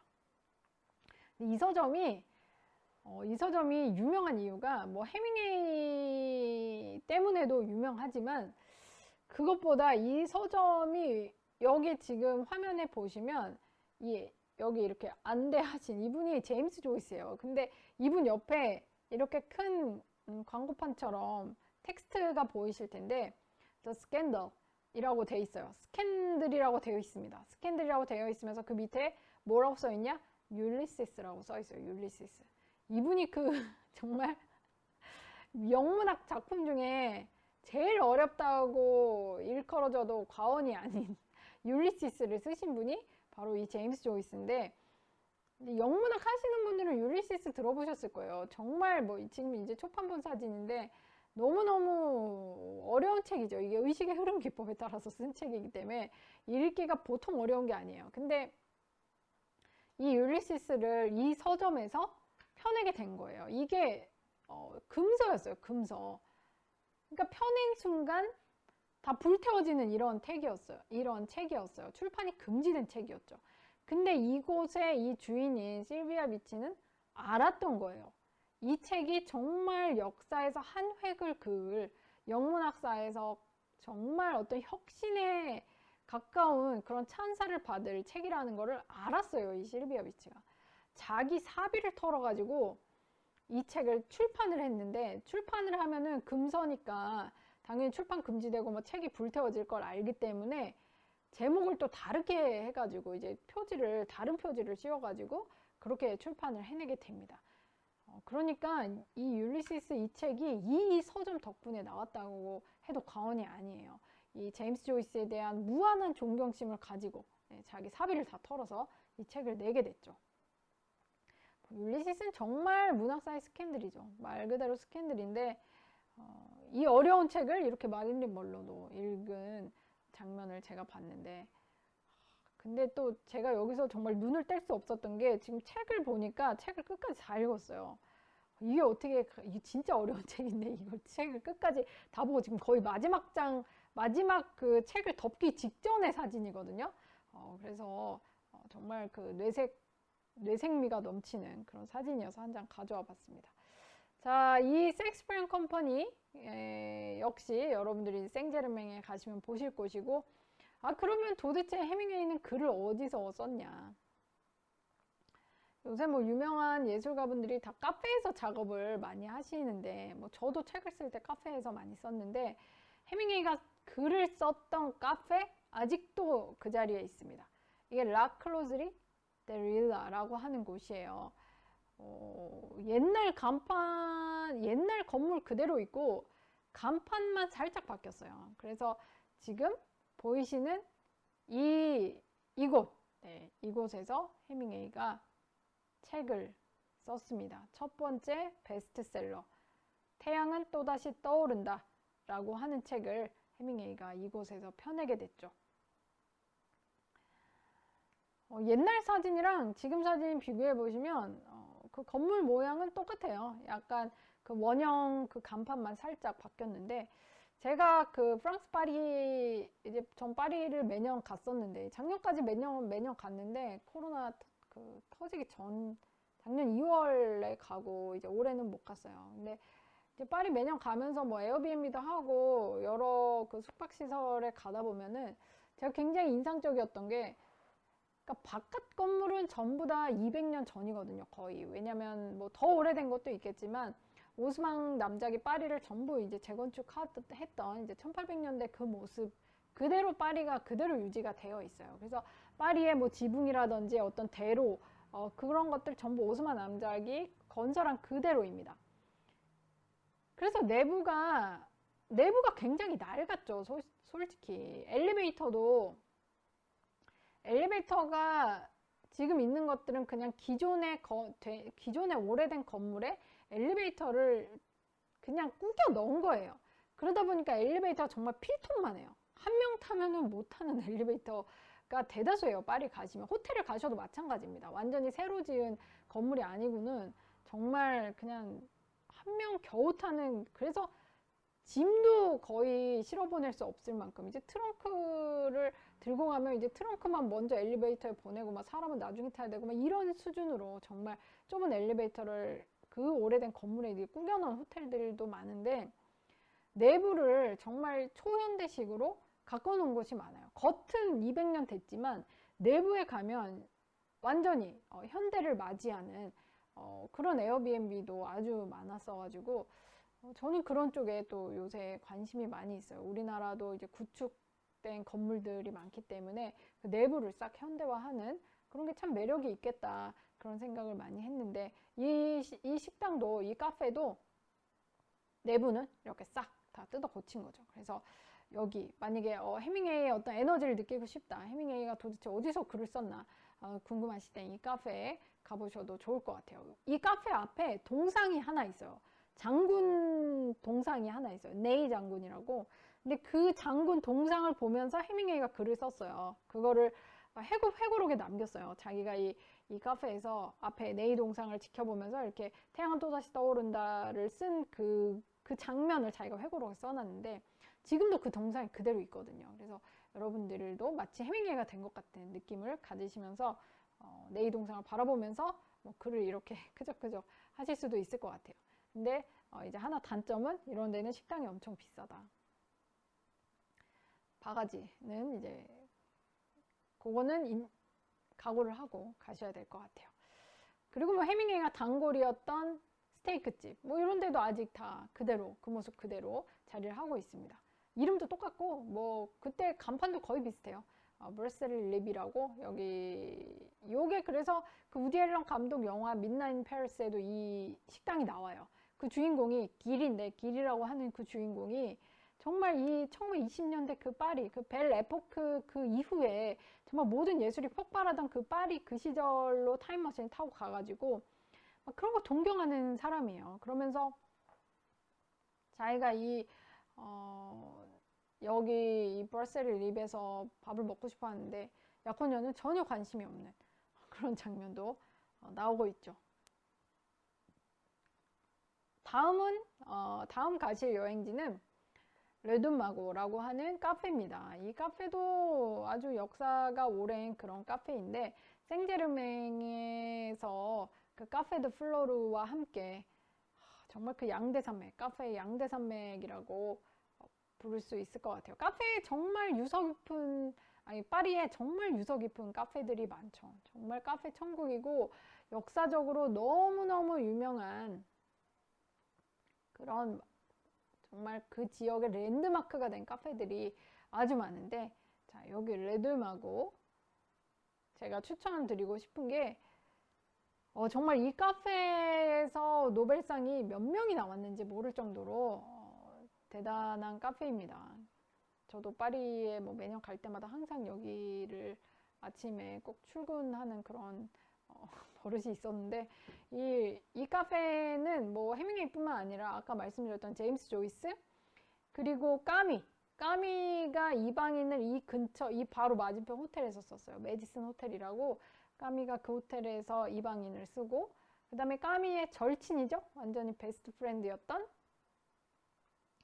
여러분들이 잘 아시는 사르트르, 사르트르와 또 보바르, 전부 이 카페의 단골들이었습니다. 여기서 그냥 살았어요. 그 사람들이 아침에 들어가서 밤에 나와요.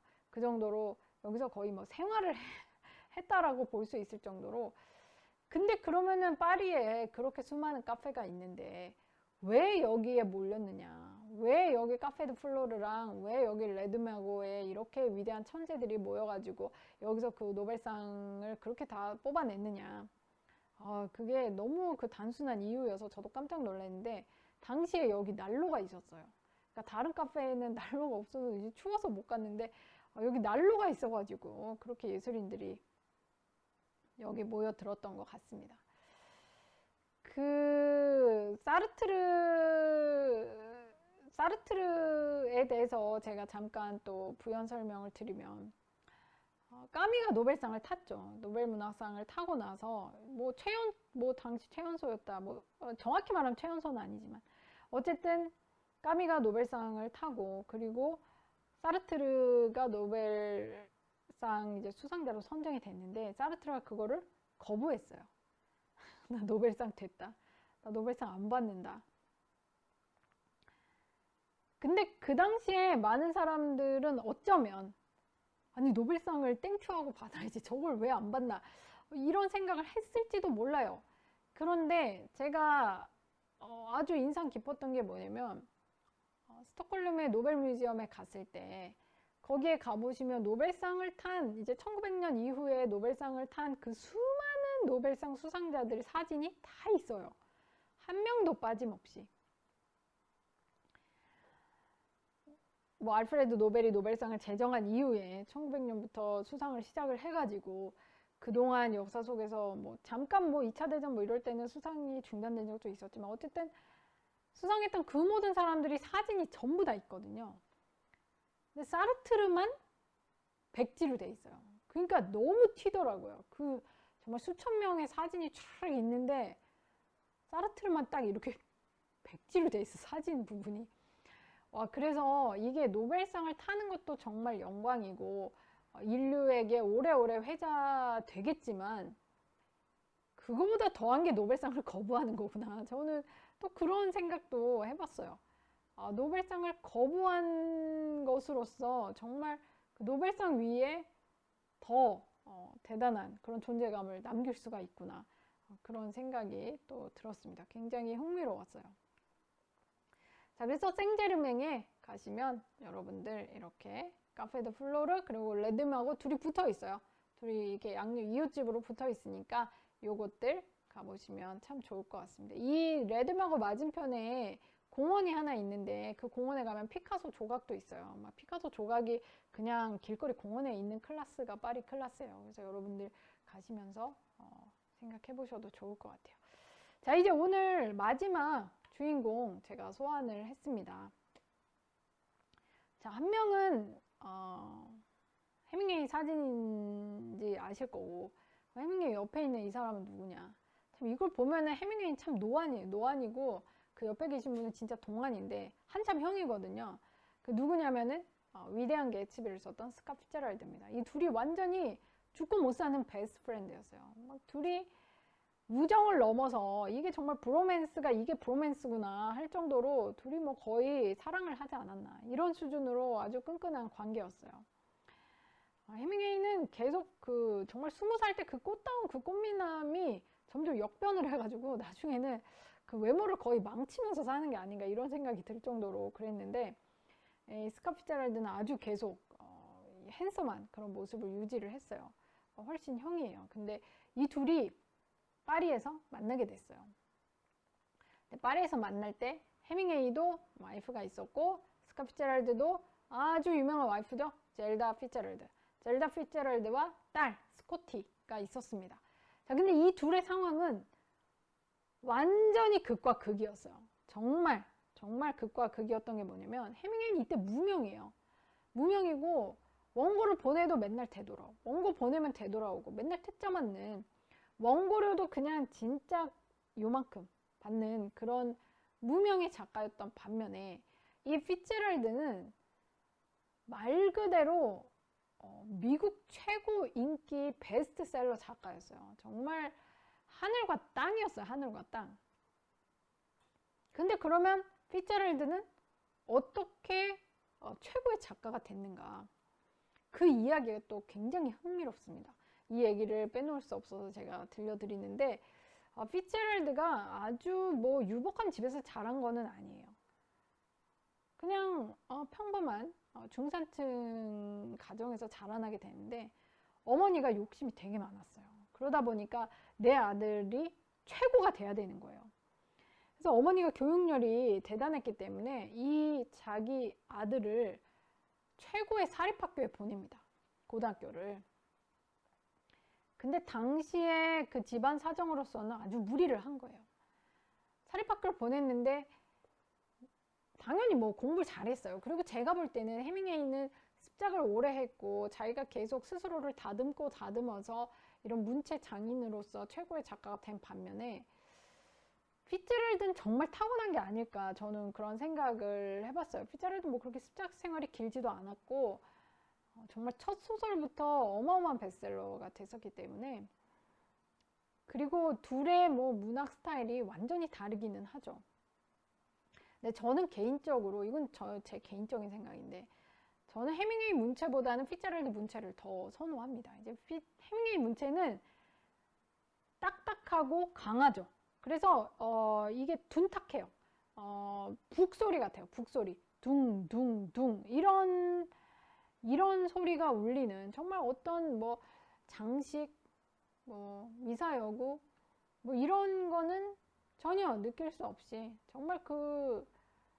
정말 뭐랄까, 둔하고 딱딱한 그런 주어와 동사만 딱 있을 것만 딱 있는 그런 묵직한 울림이 바로 해밍웨이의 문체라면은, 이 피츠제랄드의 문체는 정말 아름다운 선율이 막 이렇게 펼쳐지는 것 같은 그런 느낌이 들어요. 문체가 진짜 황홀하죠. 너무 아름답고 섬세하고, 그 문체를 보는 순간 진짜 감탄해. 물론 해밍웨이도 감탄하는데, 해밍웨이는 감탄을 할 때 한 박자 걸려요. 왜냐면은 그 빙산의 일각 아래, 수면 아래를 우리가 독자가 캐치하고 나서야 감탄을 하게 되기 때문에 약간 한 템포가 걸린다고 한다면, 피츠제랄드는 그냥 읽는 순간 그냥 감탄을 하는 그런 문체를 구사하는 그런 장인인데, 고등학교에 들어갔는데 글을 너무 잘 쓰잖아요, 피츠제랄드가. 근데 피츠제랄드가 자기 어머니가 눈이 높았던 것만큼 피츠제랄드도 눈이 높아요. 그래서 피츠제랄드는 여자를 볼 때 굉장히 정말 너무 눈이 높아서 약간 이해가 안 될 정도로, 여자가 뭐 외모도 당연히 돼야 되고, 집안이 좋아야 돼요. 집안 좋아야 되고, 여자가 똑똑해야 됩니다. 그러니까 돈 많고 집안 좋고 외모되는 똑똑한 여자여야만 피츠제랄드는 사랑에 빠지는 거예요. 근데 그런 여자가 고등학교 때 있었어요. 기네브라라고 하는 여자가 있었고, 실제로 뭐 당시에 사교계에서 엄청나게 핫했던 그런 여성분이에요. 사랑에 빠졌어요. 근데 자기는 가진 게 없잖아요, 피츠제랄드는. 어머니가 무리해가지고 고등학교 좋은 데 넣어준 거니까 가진 게 아무것도 없어. 근데 연애 편지를 너무 잘 쓰니까 기네브라를 만나게 됐어요. 만나게 돼가지고 연애를 하면, 이제 데이트를 하면 그때부터 문제가 생기는 거예요. 여자가 훨씬 자기보다 돈이 많고, 데이트 비용도 여자가 내야 되고, 데이트를 끝나고 나서 바래다 줄 때도 여자는 차가 있고 자긴 차가 없고, 이제 뭐 그 당시 기준이지만, 뭐 지금은 이제 그런 게 거의 없지만, 그 당시 남자와 여자가 연애할 때 그런 룰을 말씀드리는 거예요. 100년 전 이야기입니다. 그러다 보니까 엄청난 열등감을 갖게 돼요, 피츠제랄드가. 거기다가 실제로 기네브라 집에 갔을 때 그 아버지한테 날카로운 말을 듣게 돼요. 돈이 없는 남자는 이런 예쁘고 잘난 여자를 쳐다볼 가치가 없다 라는 그 말을 기네브라 아버지가 한 거예요. 그게 완전 비수처럼 꽂혔죠. 그래서 평생의 열등감이 돼요. 그게 평생의 트라우마예요, 피츠제랄드가. 그래서 피츠제랄드가 쓰는 소설이 다 그런 소설인 거예요. 자, 이렇게 지내던 피츠제랄드가 젤다를 만났어요. 파티에서 만났는데, 젤다가 아름답고 집안도 좋아요. 아버지가 대법관이에요. 아버지 대법관이고 예쁘고 똑똑해.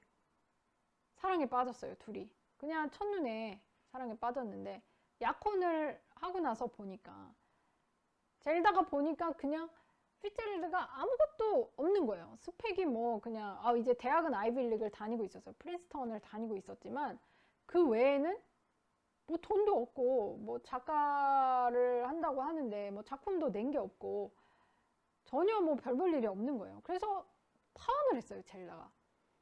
젤다가 파혼을 한 순간 피츠제랄드는 고등학교 때 그 악몽이 다시 막 솟아난 거예요.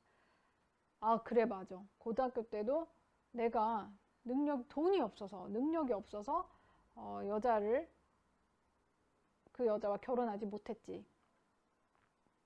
그래서 피츠제랄드가 그때부터 미친 속도로 글을 쓰기 시작하는 거예요. 정말 소설을 몇 달 만에 뚝딱 썼어요. 보통 뭐 소설 쓸 때 뭐 장편, 단편에 따라 또 다르기는 하지만 그래도 최소한 2년은 쓰거든요. 근데 피츠제랄드가 그냥 뚝딱 쓴 거예요. 뚝딱 써가지고 책을 딱 냈는데 그게 메가 베스트셀러가 된 거예요. 완전 미국을 휩쓸었어요. 그게 낙원의 이쪽이라고 하는 소설입니다. This Side of Paradise라고 하는데, 그 낙원의 이쪽이라고 하는 그 소설로 어마어마하게 인세가 쏟아져 들어왔잖아요. 그래서 그 인세를 다 싸들고 젤다한테 갔어요. 젤다한테 가서 내가 이렇게 인세가 많이 있다, 결혼을 하자라고 해서 파혼을 했던 둘이 다시 결혼을 합니다. 근데 결혼을 하고 나서부터 이제 불행이 시작인 게, 젤다의 어떤 그런 사치성을 피츠제랄드가 다 받아줄 수가 없어요. 결혼하자마자 롤스로이스를 뽑은 거예요. 진짜 그 당시 롤스로이스를 뽑고, 물론 뭐 중고를 뽑았다고는 하는데 그러고 나서 돈을 흥청망청 쓴 거예요. 그리고 둘이 파리로 이주했습니다. 근데 파리로 이주했을 때도 젤다는 정말 자기가 파리 상류층처럼 생활을 하기를 바랬어요. 그래서 개선문 근처에 굉장히 화려한 이제 부촌에 집을 얻고, 집사를 얻고, 운전사를 얻고, 이런 거 정말 돈 흥청망청 쓴 거예요. 아무리 피츠제랄드가 인세를 많이 받고 정말 가장 핫한 작가였다고 하더라도 젤다가 그렇게 써제끼는데 한계가 있는 거예요. 그래서 나중에 빚을 얻어서 생활을 하게 돼요. 근데 빚을 얻으면서도 피츠제랄드는 약간의 희망이 있었던 게 뭐냐면, 내가 그래도 다음 소설을 쓰면 다음 소설이 또 성공을 할 것이고, 그러면 이 다음 소설을 출판해내서 나는 위대한 작가가 돼야겠다. 그걸로 빚을 다 갚을 수 있겠지. 그런 생각을 한 거예요. 그러면서 썼던 소설이 위대한 개츠비입니다. 지금 보시는 이 집이 바로 젤다 피츠제랄드, 스카 피츠제랄드가 함께 살았던 파리의 이 개선문 근처에 아주 뭐 으리으리한 그런 집이에요. 그러면서 둘이 위태위태한 생활을 계속 해나가죠. 왜냐면 젤다가 일단 알코올 중독이에요. 알코올 중독이고 매일 술을 마시러 나갑니다. 그러면 피츠제랄드는 자기가 해야 할 일은 뭐예요? 책을 써야 돼. 책을 써야 되는데 지금 와이프가 맨날 밤마다 이제 꾸미고 술을 마시러 나가면 그거 가만히 있을 수 없는 거예요. 자기도 따라가야지 직성이 풀리는 거예요. 그럼 따라가서 그날 저녁에 또 파티 가서 술 진탕 먹고, 다음날 아침은 술 때문에 못 일어나고, 숙취 때문에, 그럼 또 하루 또 망치고, 글은 못 쓰고, 이런 악순환이 계속 되는 거예요. 거기다가 젤다가 또 인기가 너무 많은 거예요. 인기가 너무 많다 보니까 그런 마음고생. 그래서 그 와중에 펴낸 소설이 바로 위대한 개츠비예요. 이 그레이트 개츠비입니다. 근데 이 위대한 개츠비를 써냈을 때 평론가들이 너무 좋은 평가를 많이 했어요. 근데 실제로 지금 봐도 이거 고전이고 클래식이고 작품 자체는 너무나 아름답고 정말 그 대공황 시대, 그 재즈 시대의 그것들을 너무 아름다운 선율로 그려낸 책이에요. 지금 영화를 보셨어도 아시겠지만, 근데 이 소설을 냈을 때 안 팔린 거예요. 이 소설이 너무 이제 기가 막히죠. 평론가들은 다 좋은 평가를 했지만 대중이 외면한 거예요. 대중이. 그러다 보니까 이 소설의 실패 이후에 피츠제럴드는 점점 나락으로 떨어지게 됩니다. 그러니까 해밍웨이와 정반대의 길을 가게 돼요. 해밍웨이는 무명이었지만 태양은 또다시 떠오른다, 무기여 자릴 거라, 누구를 위하여 종은 울리나, 노인과 바다를 쓰면서 계속 상승 곡선을 타는데, 피츠제럴드는 초반에 낙원의 이쪽에서 어마어마한 정말 뭐 대흥행을 한 이후에 그레이트 개츠비, 이 위대한 개츠비부터 계속 내리막을 거는 거예요. 근데 어느 정도 책이 안 팔렸냐면, 스카 피츠제럴드가 나중에 알코올 중독에 이제 심장마비로 40 중반에 사망을 했어요. 근데 사망할 때까지도 이 책의 초판을 다 못 팔았어요. 그러니까 뭐 이거는 뭐 어떻게 사망할 때까지 초판본도 다 초판 낸 것도 다 못 팔 정도니까 어느 정도인지 알만하죠. 근데 표지는 정말 이게 영화에서도 이걸 오마주 해가지고 그 바질 루어만 감독 그 레오나르도 디카프리오 나왔던 위대한 개츠비 영화 보면은 이 표지 이거를 오마주 해가지고 영화의 한 장면으로 넣은 것도 봤는데 표지는 정말 기괴한 것 같아요. 표지를 왜 이렇게 했는지 지금 봐도 약간 이해가 안 되는데, 이 소설의 줄거리, 이 소설뿐만 아니라 스카 피츠제럴드가 썼던 모든 소설의 줄거리는 다 비슷해요. 다 비슷한 게 자기 얘기예요. 제가 말했잖아요. 모든 소설가는 다 자기 얘기를 쓰고 모든 화가는 다 자기 얘기를 그림으로 남기는데, 이 얘기는 뭐예요? 남자 주인공이 있는데 개츠비가 어떤 개츠비예요? 굉장히 개츠비는 어렵고 돈이 없는 사람이에요. 근데 데이지라고 하는 완전 최상류층 여자를 만납니다. 완전 피츠제럴드 얘기죠. 근데 이 데이지를 자기가 결혼하고 싶었지만 자기는 돈이 없고 데이지는 자기 수준에 맞는 상류층 남자와 결혼해서 불행하게 살고 있어요. 그래서 이 개츠비는 다시 데이지를 되찾아오기 위해서 수단과 방법을 가리지 않고 돈을 법니다. 그래서 정말 자기도 상류층과 같은 그런 그런 부를 일구어요. 근데 어떻게 돈을 벌었는지는 아무도 몰라.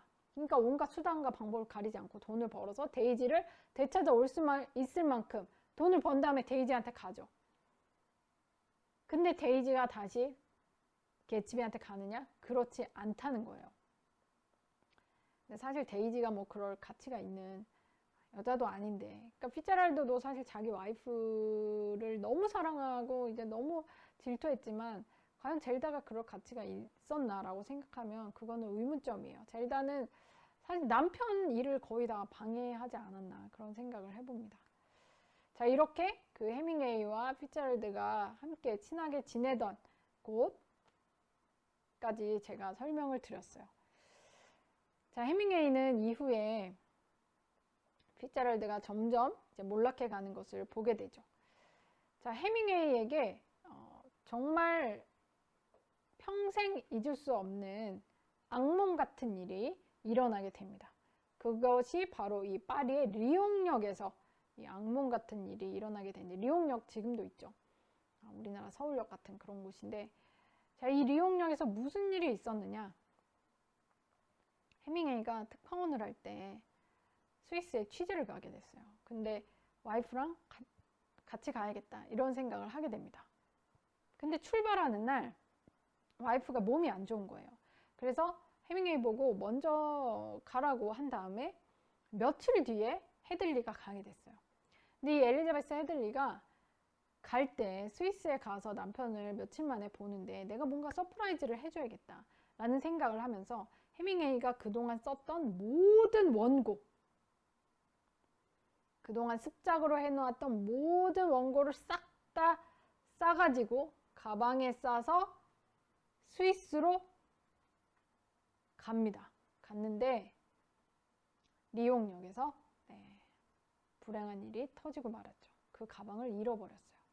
해밍웨이가 평생 동안, 뭐 평생이라고 하긴 그렇지만 어쨌든 그 당시까지 20대 내내 썼던 습작 원고를 몽땅 잃어버린 겁니다. 작가의 본분은 뭐라고 할 수 있느냐? 작가의 본분은 원고를 지키는 거예요. 백업을 잘 해놓는 게 작가의 본분이에요. 근데 이 모든 것을 잃어버렸을 때 사실은 정말 주저앉고 싶고 다시는 쓰고 싶지 않았겠죠. 하지만 해밍웨이는 다시 일어났습니다. 다시 일어나서 그 바닥부터, 제로부터 다시 시작을 해내면서 지금 우리가 아는 세계 최고의 작가가 됐어요. 이 파리를 거닐면서 이런 좌절스러운 일이 있어도 해밍웨이는 항상 스스로를 토닥이면서 이번에도 잘할 수 있을 거야. 걱정 너무 하지 마. 그러면서 문장을 하나만 제대로 써봐. 그렇다면 그게 정말 좋은 작품이 될 거야. 라고 늘 스스로를 토닥이면서 작품 생활을 이어갑니다. 자, 이런 해밍웨이는 결국 태양은 또다시 떠오른다 라고 하는 첫 번째 베스트셀러를 내면서 이후에 승승장구를 하게 돼요. 그래서 이 소설, 해밍웨이가 무명 시절을 딛고 나서 첫 번째 베스트 소설이 나오기까지 해밍웨이의 이 프랑스 시절에 대해서, 파리 시절에 대해서 오늘 제가 들려드렸습니다. 예술가들은 공통점이 있어요. 위대한 예술작품이 그냥 나오는 게 아니죠. 자기 확신, 그 누가 뭐라고 해도, 거트루스타인이 뭐라고 해도, 또 이 원고를 다 잃어버리고 해도 자기 확신, 나는 할 수 있다는 자기 확신, 포기하지 않고 계속 해나가는 사람들만이 이렇게 역사에 발자국을 남길 수 있다는 그런 교훈을 얻을 수 있는 것 같아요. 자, 오늘도 이 두 번째 강의 시간 이렇게 들어주셔가지고 정말 감사드리고요. 다음 주는 독일 최고의 작가 괴테와 함께 여행해보는 시간 갖도록 하겠습니다. 오늘도 이렇게 강의 들어주셔서 감사드립니다. 감사합니다.